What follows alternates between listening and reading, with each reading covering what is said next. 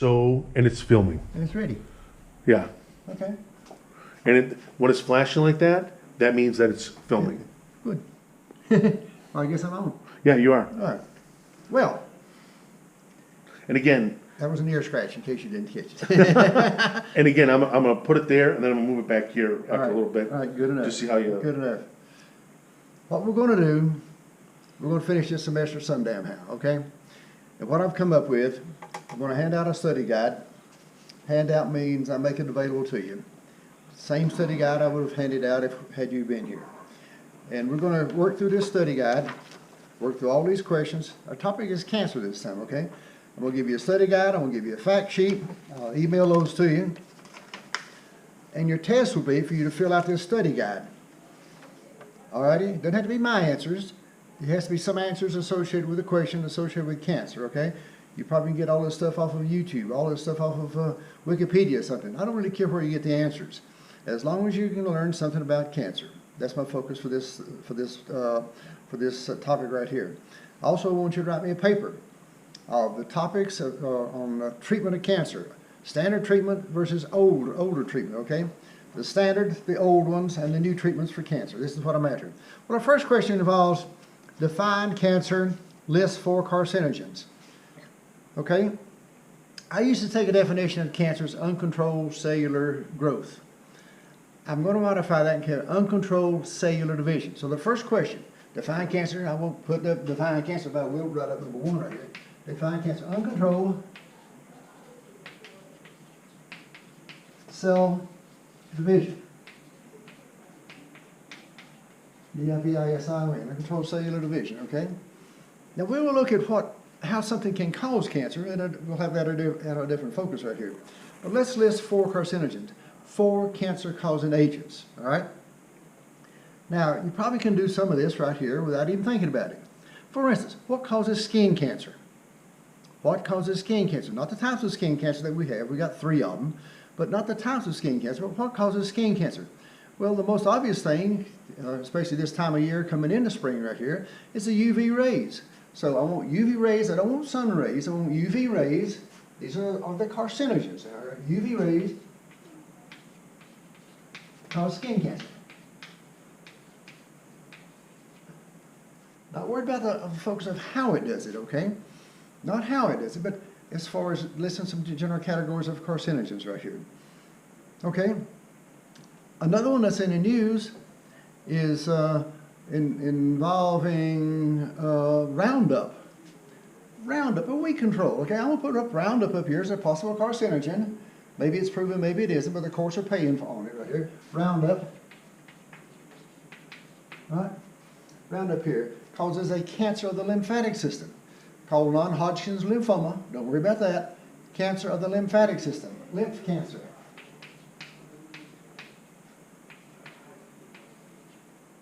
Okay. What's the most common cause of lung cancer? Smoking, tobacco products, smoking.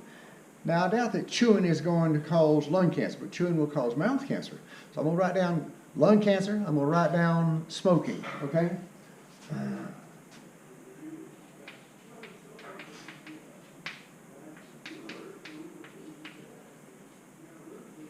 Now, a 4th one right here I want you to look up on your own. I want you to look up mesothelioma. Mesothelioma. M-E-S-O-T-H-E-L-O-M-A. Mesothelioma.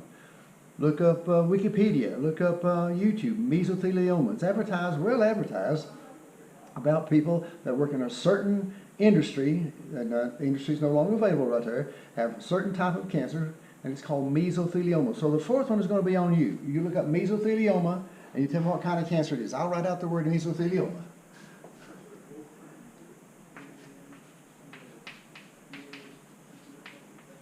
All right, you come up with the cause and agent right there, all right? And that'll suffice with question number 1 right here. Now, the next question involves, how do they do this? It's funny looking at an empty room, but anyway, how do they do this? Number 2 right here, what are the carcinogens harmful? Give 3 examples of how they might work, include the concept of free radicals. Now, we got to alter the genetic material of the cell. We got to alter the DNA, okay?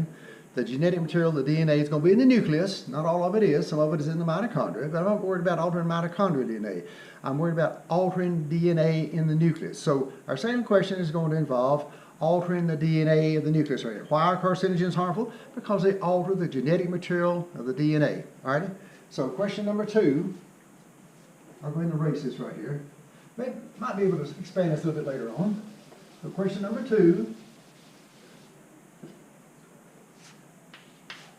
Why are carcinogens harmful? Because they alter the DNA. They alter the genetic material of the cell.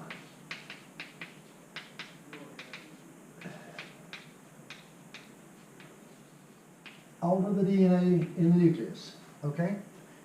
Now, for me to tell you about how they alter it, I got to look at the structure of DNA just for a few seconds, okay? I don't need this in your answer, but I think this will help us understand how they alter the DNA. Now, give me 1 second. Now, I've got to look at the structure of DNA, all right? This is not part of your answer, so hold off on this right here. The structure of DNA is that DNA is a double helix. DNA is a double helix right here. DNA, now all of our chromosomes look the same right here. All the chromosomes are made up of something called base pairs. If there's an adenine in one, there's a thymine in the other. If there's a cytosine, there's a guanine, all right? This is the structure of the DNA. Adenine is base paired with thymine. Cytosine is base paired in guanine. And all this, one of these lines right here would represent one of the strands of chromosomes, okay? The other strand represents a sister pair of it right there. Where there's an adenine in one, there's going to be a thymine in the other, and this is what holds the DNA together. The binding, the hydrogen binding, the very weak chemical bonds between the base pairs make up the DNA. Now, with this in mind, all I want to do is alter the DNA. I want to add something to it. I want to change it. I want to take something away from it. And that's going to be our focus on how these carcinogens work, okay? Now, the simplest thing might be to alter a base pair. So the first thing I want to write down right here, as far as give 3 examples of how they might work by altering a base pair. So question number 2, how they might work right here. Alter DNA base pairing. Alter DNA base pairing. I know my writing sucks, but it's the best I can do right here. As an example, an adenine might be bonded to a thymine. That's normal right there.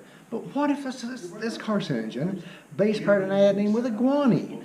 Something that simple would change the structure of the DNA. So A to T right here, change it to A to C. This is an altering of the base pairing. It's actually called a point mutation. How harmful is it? It may not be harmful at all. But if it alters the function of the cellular division rate, then this thing could be a carcinogen. Then this could be cancer, okay?